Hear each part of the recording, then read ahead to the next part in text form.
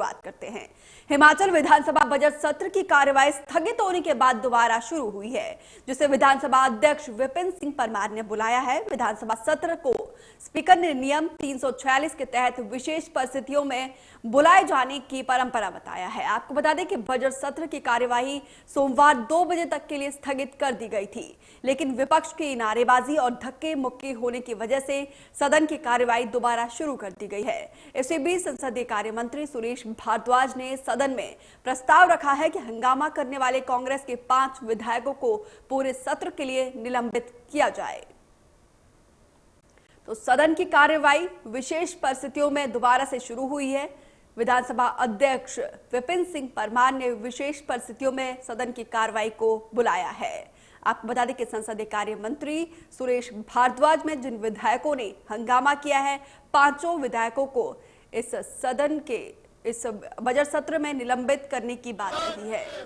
नियम 346 के तहत शुरू हुई है सदन की कार्रवाई। विशेष परिस्थितियों में इस नियम के तहत सदन की कार्रवाई को शुरू किया जा सकता है और इन्हीं नियमों के तहत स्पीकर विपिन सिंह परमार ने सदन की कार्रवाई शुरू करने का आदेश दिया है। उधर सीपीएम विधायक राकेश सिंघा ने जयराम सरकार पर जमकर निशाना साधा। उन्होंने कहा कि सरकार को तय करना चाहिए कि सत्र की किस तरीके से ले जाना है और किस दिशा में ले जाना है। उन्होंने महंगाई को लेकर भी सरकार को आड़े हाथ लिया। धक्की मुक्की का कारण तो सरकार और सरकार का तंत्र है, लेकिन 2 बातें मैं कहना चाहता हूं। पहली बात है कि आज अनप्रेसिडेंट प्राइस राइज है और अपने आप में ये कीमतें नहीं बढ़ी है।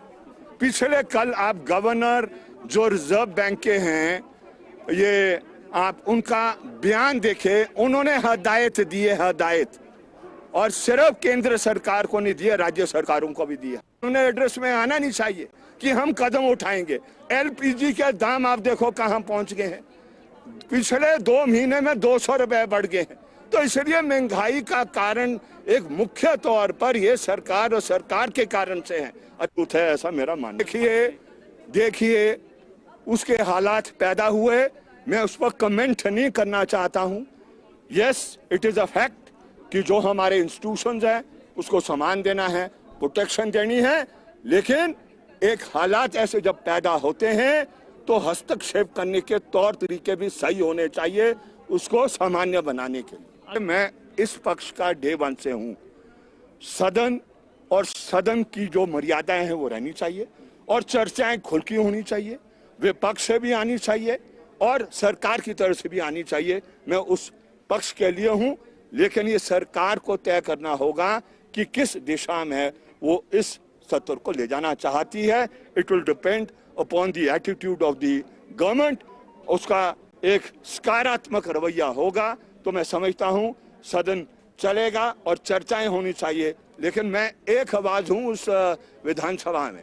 विपक्ष जो है, जो कांग्रेस पार्टी है, मेरे से बहुत अधिक है और निश्चित रूप से जो वो तय करेंगे दिशा आमतौर पर वहां जाएगी। एक आदमी तय नहीं कर